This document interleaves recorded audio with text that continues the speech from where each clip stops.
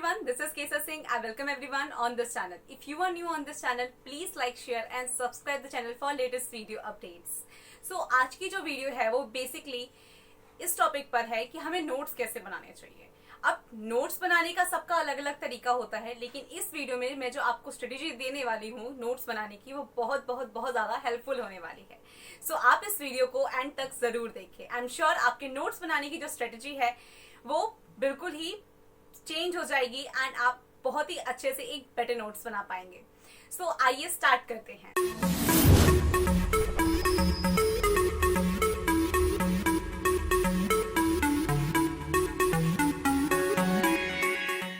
Basically अब notes जो हम किसी भी कॉम्पिटिटिव एग्जाम की अगर आप तैयारी कर रहे हैं या फिर किसी भी आप स्कूल लेवल की तैयारी कर रहे हैं या कॉलेज लेवल की तैयारी कर रहे हैं, मतलब वेदर आप किसी भी चीज की प्रिपरेशन कर रहे हो, हर चीज में हम नोट्स बनाते हैं।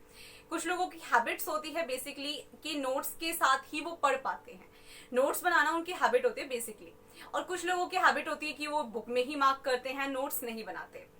सो जिन लोगों की हैबिट्स है बेसिकली कि वो नोट्स बना करके करते हैं काम अपना, सो उनकी ये हैबिट बहुत ही अच्छी हैबिट है। बेसिकली ये इनको लॉन्ग रन में बहुत हेल्प करती है।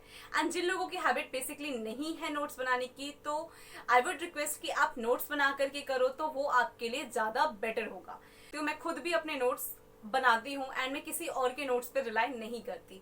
सो आपको भी यही करना है। बेसिकली फर्स्ट पॉइंट तो यही होगा कि आपको किसी भी टॉपर के नोट्स पे रिलाई नहीं करना है, चाहे वो किसी भी गवर्नमेंट एग्जाम का टॉपर हो, यूपीएससी का टॉपर हो, एसएससी का टॉपर हो। तो मतलब वेदर आप किसी भी गवर्नमेंट एग्जाम की तैयारी कर रहे हो या फिर जिस भी फील्ड की आप तैयारी कर रहे हो, तो आपको उस फील्ड के टॉपर्स के नोट्स पे रिलाई नहीं होना है। क्योंकि बेसिकली फंडा ये होता है कि वो जो वर्क करते हैं, बेसिकली कोई भी टॉपर क्यों बना है? उसने अपने नोट्स खुद बनाए ना, उसने भी तो अपने नोट्स खुद बनाए थे तो ही वो टॉपर बना है। एंड आप क्या कर रहे हो? आप गलती कर रहे हो, आप उसके नोट्स परचेज करके लेकर के आ रहे हो। ये तो गलत हुआ ना। उसने अपने नोट्स बनाए तभी वो टॉपर बना, और आप क्या कर रहे हो? आप उसके नोट्स पे रिलाई कर जा रहे हो। अब आप खुद देखो कि आपका जो आप एक बिगिनर अगर आप हो, अब आप खुद देखो कि बेसिकली जो आपकी अंडरस्टैंडिंग है और जो उस टॉपर की अंडरस्टैंडिंग है, क्या वो मैच करती है? मैं ये नहीं कह रही कि वो आपसे बहुत ज्यादा इंटेलिजेंट है, आप उतने इंटेलिजेंट नहीं हो, बिल्कुल नहीं, मैं ये नहीं कह रही बिल्कुल भी। मेरे कहने का मतलब ये है बेसिकली कि जरूरी नहीं है ना कि जो आपको चीजें पता हो वो उसे पता हो। जरूरी नहीं है ये भी कि जो उसे चीजें पता है वो आपको चीजें पता हो।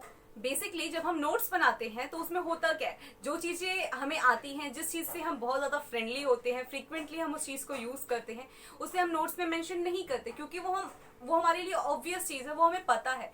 सो ऐसा हो सकता है ना कि जो टॉपर के लिए जो चीज ऑब्वियस हो वो आपको नहीं पता हो, आप उस चीज को फिर मिस कर जाओगे, आपको उसके पीछे का रीजन नहीं पता होगा। एंड सेकेंड इंपॉर्टेंट चीज ये होती है कि जो नोट्स बनाए जाते हैं वो बेसिकली बहुत ही शॉर्ट एंड क्रिप्स बनाए जाते हैं। ऐसा नहीं होता नोट्स की आप जो है पूरी की पूरी बुक ही छाप दोगे, फिर फायदा ही नहीं है नोट्स बनाने का।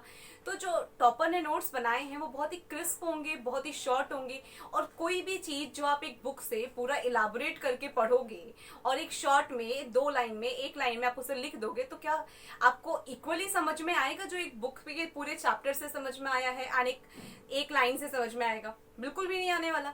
उस 1 लाइन में उसने समरी लिखी होगी उस टॉपर ने। इस 1 लाइन में उसने उसको उस पूरे पैराग्राफ को पढ़ के, उस पूरे पेज को पढ़ के जो चीज समझ में आई होगी, उसने वो इंपॉर्टेंट चीज लिखी होगी। अब ऐसा जरूरी नहीं है बिल्कुल भी, और ऐसा हो भी नहीं सकता कि आपको उस पूरे पैराग्राफ को, उस पूरे पेज को समझ के, पेज को पढ़ने के बाद जो समझ में आया है आपको उस 1 लाइन से समझ में आ जाए। ठीक है, तो आपको सबसे पहली चीज तो यही करनी है कि आपको अपने खुद के नोट्स बनाने हैं, आपको किसी टॉपर के नोट्स पे रिलाई नहीं करना है। सेकेंड चीज कि आप जो अपने नोट्स बना रहे हो बेसिकली उस नोट्स को आप शॉर्ट एंड क्रिस्प रखो। वो इसलिए क्योंकि जब आप उसकी रिवीजन करोगे तो आपके पास इतना इनफ टाइम नहीं रहता कि आप पूरी की पूरी समरी, पूरी की पूरी बुक ही उठा करके पढ़ने लग जाओ। तो आपके नोट्स शॉर्ट होने चाहिए, क्रिस्प होने चाहिए, ताकि आप एग्जाम से थोड़ा टाइम पहले जब भी आप उसको रिवाइज करना चाहो तो आप उसको मल्टीपल टाइम्स उसे आप रिवाइज कर सको। क्योंकि जितने शॉर्ट एंड जितने क्रिप्स नोट होंगे आप उसको उतने टाइम्स आप उसे रिवाइज कर पाओगे, एंड जितना टाइम आप उसे रिवाइज कर पाओगे वो उतने ज्यादा आपकी मेमोरी में सस्टेन कर पाएगी। एंड थर्ड पॉइंट, कुछ लोग होते हैं जो अपने नोट्स बनाते हैं इस बिहाफ पे कि अब कुछ लोग होते हैं बेसिकली जो अपने नोट्स को बहुत ज़्यादा सुंदर सुंदर सजा सजा के लिखते हैं, डेकोरेट करके लिखते हैं, और उसमें हर एक चीज़ इंक्लूड करते हैं, उसमें मतलब बिल्कुल जितना सजावट उसमें हो सकती है, जितना डिज़ाइन उसमें किया जा सकता है, वो सब कुछ कर देते हैं. सो मैं ये नहीं कह रही कि ये गलत चीज है, ऑब्वियसली अच्छी चीज है, आपको वो अट्रैक्टिव लगेगी, आपको पढ़ने का मन करेगा, बट इसका मतलब ये बिल्कुल भी नहीं है कि आप उसमें इतना ज्यादा जो है डेकोरेशन करने में टाइम वेस्ट कर दो, अपनी हैंडराइटिंग को सजा सजा के लिखो, इसमें टाइम वेस्ट कर दो, और इससे बहुत ज्यादा टाइम वेस्ट होता है बेसिकली. फर्स्ट चीज तो ये. एंड दूसरी चीज ये कि आप अपने नोट्स बना किसके लिए रहे हो? अपने लिए बना रहे हो. और जब अपने लिए बना रहे हो आप, तो आपको जब पता है कि आपको पढ़ना है बेसिकली, तो वो डेकोरेटिव हो या ना हो क्या फर्क पड़ता है? पढ़ना तो आपको है ना. और आपके माइंड में जब ऑब्वियसली कोई चीज क्लियर है कि आपको पढ़ना ही पढ़ना है, आपको ये चीज लेनी ही लेनी है, तो वो डेकोरेटिव नहीं लगेगी तो भी ऐसा तो नहीं कि आप पढ़ना छोड़ दोगे, आपकी मोटिवेशन कम हो जाएगी. सो ये सब चीजें बेकार की होती है. और डेकोरेशन करना, उस पर इतना ज्यादा टाइम वेस्ट करना, इससे आप कुछ नहीं कर रहे, सिर्फ अपना टाइम वेस्ट कर रहे हो. ओके. एंड अगर आपको पढ़ना है तो आप जो है बिना डेकोरेटिव वाला भी पढ़ोगे ही, एंड नहीं पढ़ना होगा तो जितना भी डेकोरेशन कर लो आप नहीं ही पढ़ने वाले उसे. ओके. तो आपको अपने नोट्स को अपने बिहाफ पे बनाना है, किसी और के बिहाफ पे नहीं कि कोई और देखेगा तो तारीफ करेगा कि कितना सुंदर हैंड राइटिंग है, कितनी सुंदर डेकोरेशन की है. नो, आपको अपने लिए बनाना है नोट्स, तो आप अपने बिहाफ पे बनाओ. चाहे उसमें आप खिचड़ी पका दो, चाहे आप उसको उसमें हीरे मोती जड़ दो, आपको अपने हिसाब से पढ़ना है, तो आपको अपने हिसाब से नोट्स भी बनाने हैं. सेकेंड पॉइंट ये था. थर्ड पॉइंट ये कि आप जो नोट्स बनाओ वो लूज शीट्स पे बनाओ. बेसिकली A4 साइज की जो प्लेन शीट्स आती है ना लूज, उस पे आप अपने नोट्स बनाओ. बेसिकली अगर आप उस पे अपने नोट्स बनाते हो तो इसका प्लस पॉइंट ये मिलता है कि आप जितने टाइम्स चाहो उतने टाइम्स उसमें कुछ भी ऐड कर सकते हो. नहीं तो अगर आप एक नोटबुक पे एक बिल्कुल रजिस्टर पे बनाने लग जाओगे अगर आप, तो आपको कुछ ऐड करना पड़ेगा. तो कोई पार्ट आप यहाँ ऐड लिख रहे हो, उसका कुछ अगर आपको कुछ ऐड करना है तो आपको किसी दूसरी जगह पे लिखना पड़ेगा, तो इससे आपको रिवाइज करने में प्रॉब्लम आ सकती है. तो आप लूज शीट पे अगर बनाते हो तो ये आपके लिए इजी रहेगा. आप उसको सारी चीजें, सारे टॉपिक्स एक ही जगह सीक्वेंस में लगा सकते हो. लेटर ऑन आप अगर कुछ ऐड करना चाहो तो आप उसमें ऐड भी इजीली कर सकते हो. ये भी आपके लिए एक प्लस पॉइंट रहता है अगर आप लूज शीट पर अपनी नोट्स को बनाते हो तो. एंड लूज, अगर आप कोई गवर्नमेंट एग्जाम की तैयारी कर रहे हो, लेट सपोज आप यूपीएससी की अगर तैयारी कर रहे हो, तो लूज शीट पे अगर आप अपने नोट्स बना रहे हो तो आपके लिए प्लस पॉइंट एक ये भी होता है कि आपको जो मेंस में पेपर मिलता है लिखने के लिए वो बेसिकली प्लेन पेपर ही मिलता है. तो एक तरह से आपकी प्रैक्टिस भी हो जाती है कि प्लेन पेपर पे कैसे लिखना है.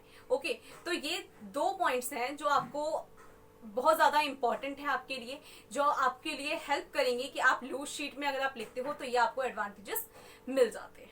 एंड फोर्थ इंपॉर्टेंट चीज आपको ये ध्यान रखनी है कि आप अपने जो नोट्स बना रहे हो, लेट्स सपोज आप ISLM पढ़ रहे हो. अब ISLM के कुछ टॉपिक्स आपको किसी बुक में मिल गए, कुछ टॉपिक आपको दूसरी बुक में मिल गए, तो आप ये करो काम कि आप बेसिकली आप उसको जो है एक जगह पे लिखो, उस नोट्स को एक ही जगह पर रखो. क्योंकि अगर आपने नोट्स मल्टीपल जगह पे रखे हैं, कोई इस पेज पर है, कोई दूसरे पेज पर है, तो आपको बाद में लेटर ऑन उसको रिवाइज करने में प्रॉब्लम आएगी. आप लास्ट में पेपर ही ढूंढते रह जाओगे एंड पेजेस ही ढूंढते रह जाओगे.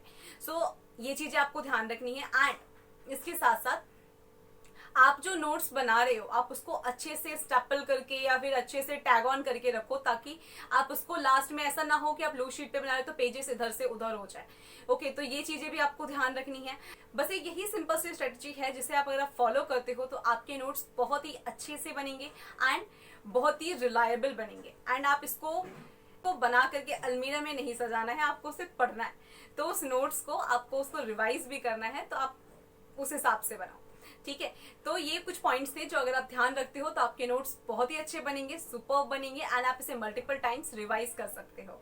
सो बस छोटी सी ट्रिक्स एंड छोटी सी टिप्स है जो आपको ध्यान रखनी है. एंड अगर आपको वीडियो पसंद आई हो तो आप इस वीडियो को शेयर करें एंड चैनल को सब्सक्राइब जरूर करें एंड लाइक बटन को हिट करना बिल्कुल ना भूलें. आपका एक लाइक बहुत मोटिवेशन देता है. So thank you so much for watching this video. Stay healthy, stay safe.